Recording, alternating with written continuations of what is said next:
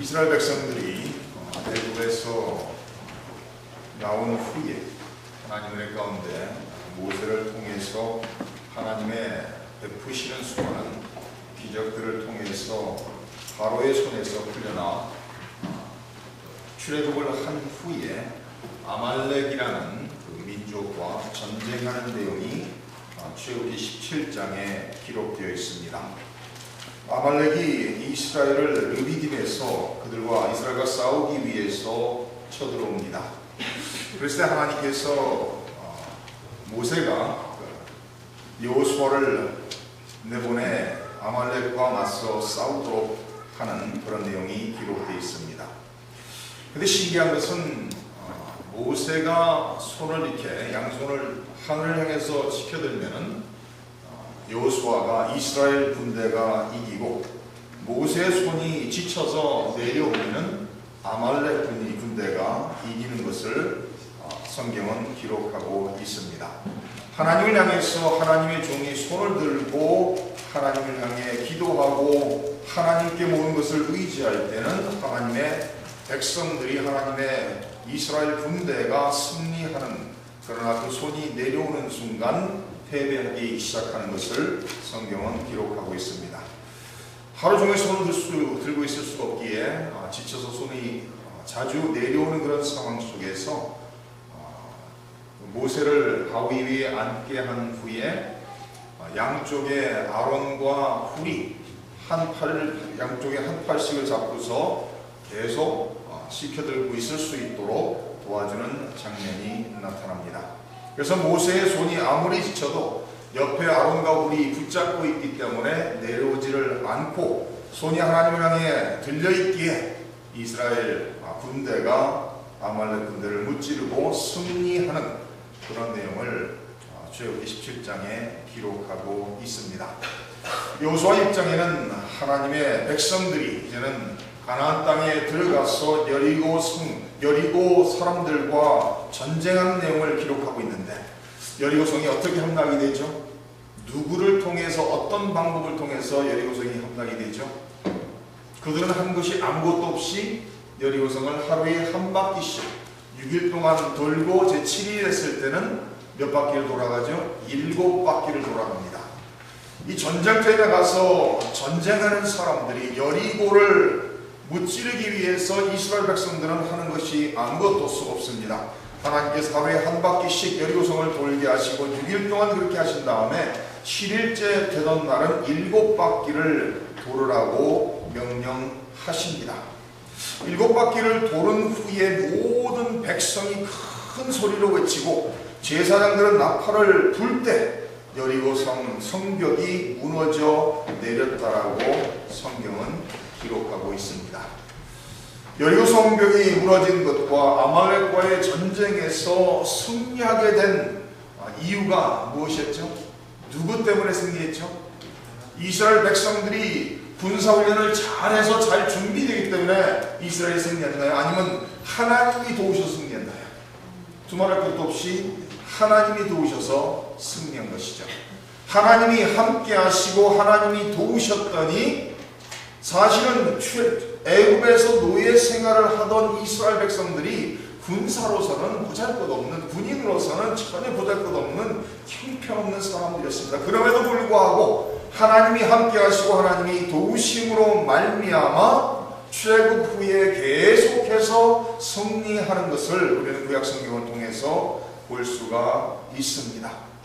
하나님이 함께 하시면은 승리요, 하나님이 함께하지 않으시면은 패배했던 것을 우리는 구약 성경 역사를 통해서 알 수가 있습니다.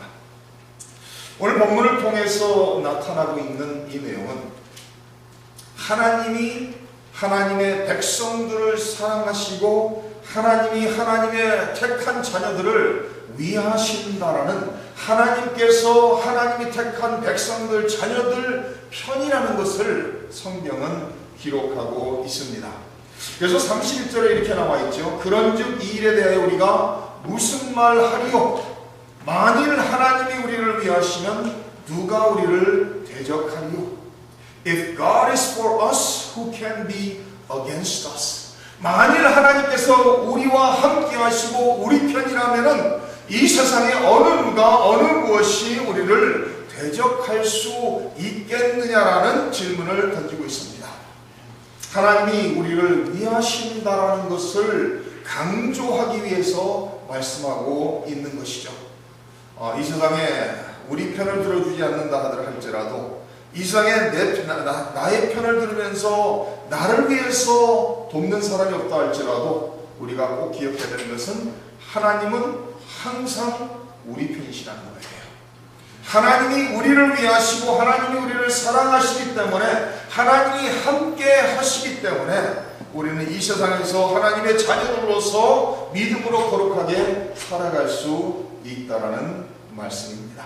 하나님이 우리를 위하시면 누가 우리를 대적하리요?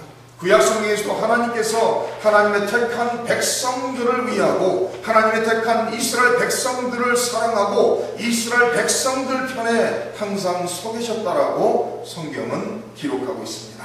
시편 118편 5절과 6절에 이렇게 기록하고 있습니다.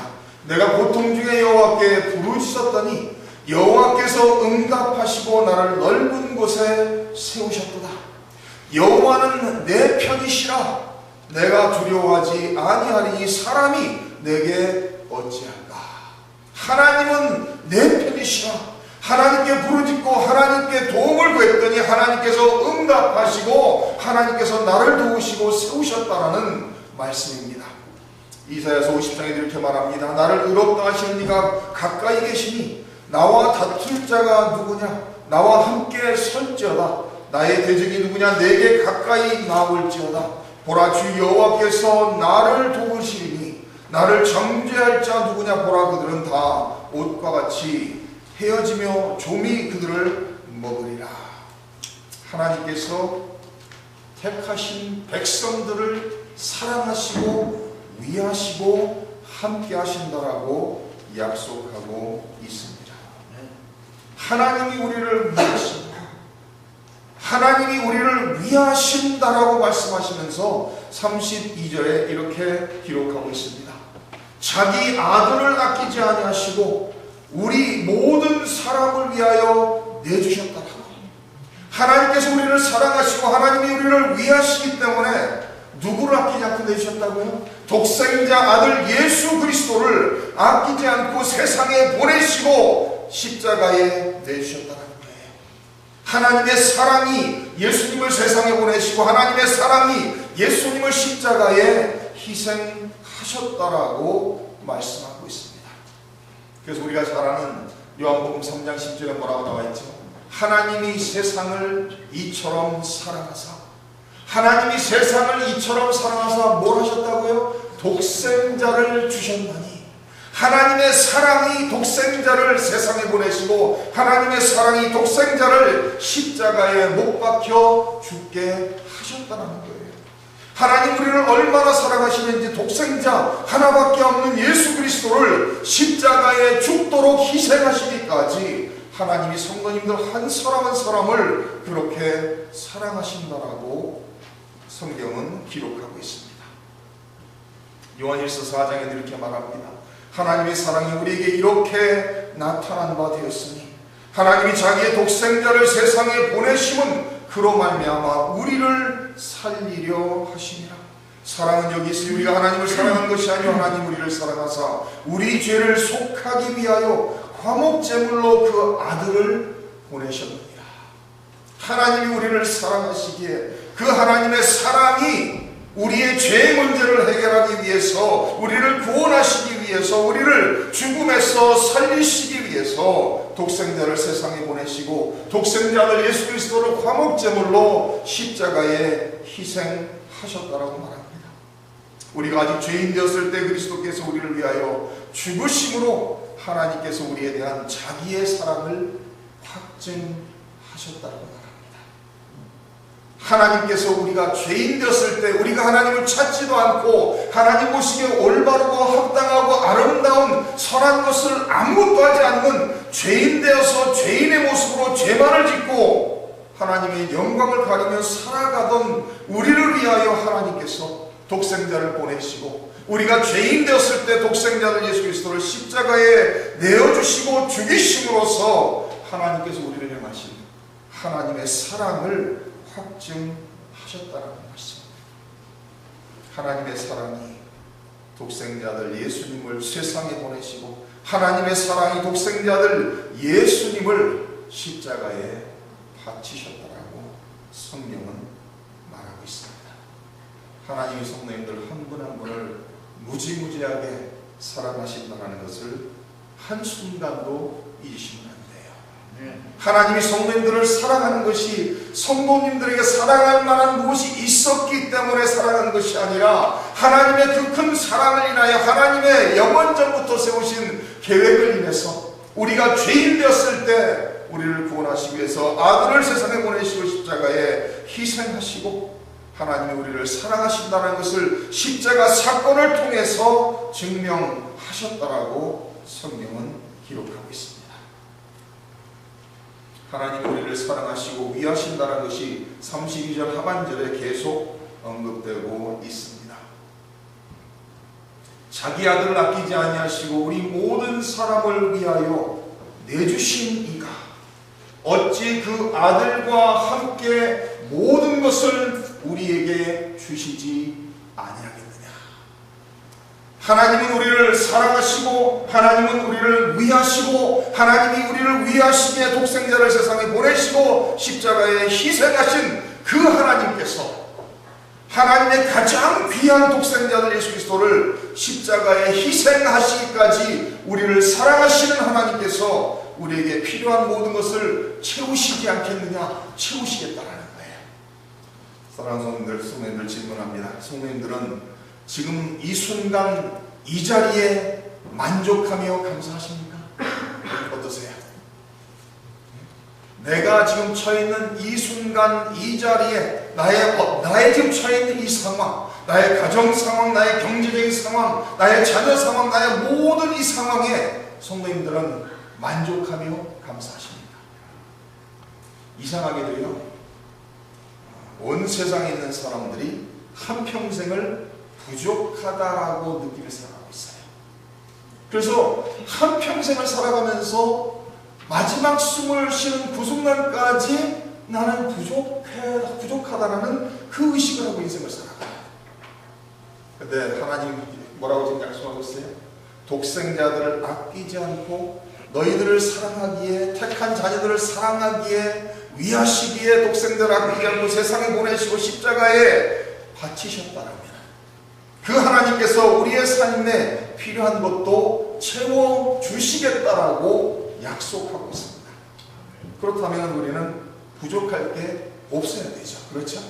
왜? 천하만물을 창조하신 창조주 하나님께서 우리와 함께 하시고 우리를 사랑하시고 우리를 위하시고 하나님께서 우리의 모든 필요를 채우시겠다라고 약속했기 때문에 우리는 인생을 살아가면서 나는 부족하다라고 생각하며 살 필요가 없다라는 말씀입니다. 아들을 가장 귀한 독생자들을 아낌없이 주신 하나님께서 성도님들의 삶 속에 필요한 것들을 은혜롭게 채워주시겠다라고 약속하고 있습니다. 그래서 우리는 인생을 살아가면서요, 내가 이만큼 돈을 벌면, 내가 이런 좋은 차를 사게 되면, 내가 이런 좋은 집을 사게 되면, 내 자녀들이 내 말에 순종하고 훌륭하게 잘 되면은 그때 가서 감사하겠다. 그건 아니에요. 우리는 순간순간을 살아가면서 날마다 감사하며 날마다 만족할 줄 알고 살아가야 되는 사람이 되야 됩니다. 그런 사람이 성숙한 그리스도인인 말씀.